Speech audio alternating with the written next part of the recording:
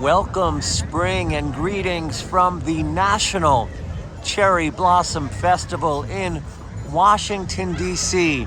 And it is peak bloom alongside of the Tidal Basin. And let's discuss a symbol of friendship between two countries, the United States and Japan.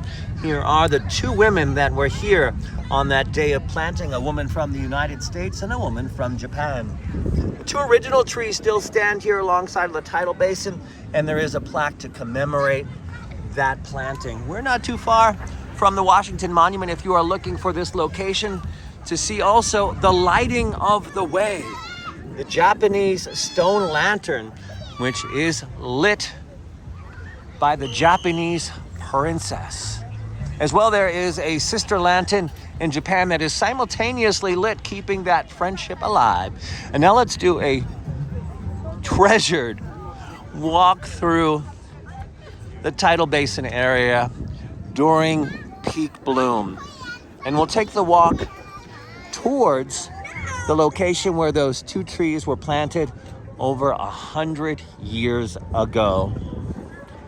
And that's where we are going to find a plaque and some information that I got from one of the park rangers. They're absolutely awesome. You see a park ranger right in front of us. If you have the opportunity to get to talk with one of them, they do tours. They're absolutely amazing. Thank you, Ryan. That isn't the one who gave me the good news, but I'll fill you in just a second. Here we are. This is the plaque. The first Japanese cherry trees presented to the city of Washington as a gesture of friendship and goodwill by the city of Tokyo were planted on this site of March 27, 1912.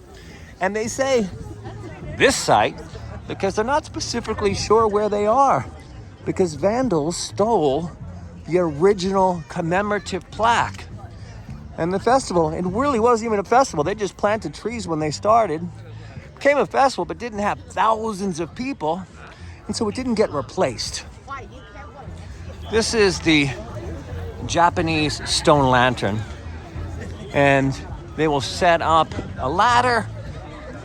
Women will light the candle and connect that friendship between the two countries. Now here it is. This is what is believed to be the original two trees that were planted in 1912 on March 27th. If you think about it, the Tidal Basin didn't have all of these beautiful cherry blossom trees. And so if two women came with shovels, most likely they would have planted their trees rather symmetrical to each other as they were doing this process together. And there's another reason why the park rangers are believed to think that these are the original trees, as they monitor all of the trees with these tags, and they've been keeping logs on them. And they figured that these trees probably are about 100 years old, if not older. And they are blooming on peak bloom. That is determination. And this is tree number 327, if anyone wants to do their research on trees. And the National Park Service announced on March 21st, peak bloom, peak bloom, peak bloom. That's all they said. And everyone knew exactly what that meant, because you can see the wind rolling in right now.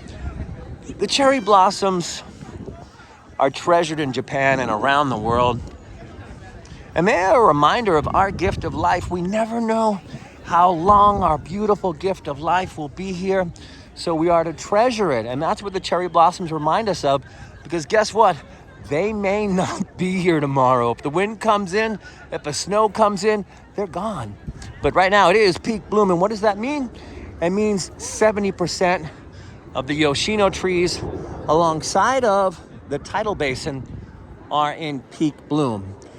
And there are other trees planted in West Potomac Park. There are Kwanzaa trees. They will be blooming next. And speaking of next, my next thing to do is put out a blanket and have some lunch and enjoy some relaxation, that spring is here under the cherry blossoms. Oh, in my pink attire. When are they pink? They're more pink as they are opening. You can still see some of that color there. And then the Kwanzaa trees over by West Potomac Park, they will stay pink during their blooming season. Till next time. Welcome, spring, from Washington, D.C.